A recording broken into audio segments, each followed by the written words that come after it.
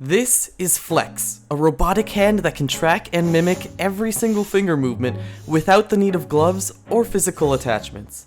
And the best part? It works across the world!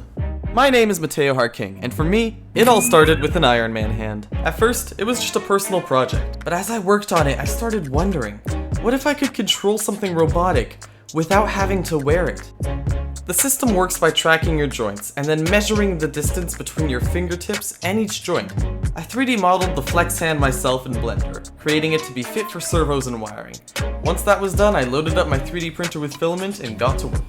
This time around, the robotic hand could be controlled from anywhere, but also sit on my shoulder. This type of technology could one day be developed to perform tasks too dangerous for humans, such as disarming a bomb, or performing space station repairs, maybe even surgery from across the world. Could all be possible with F.L.E.X.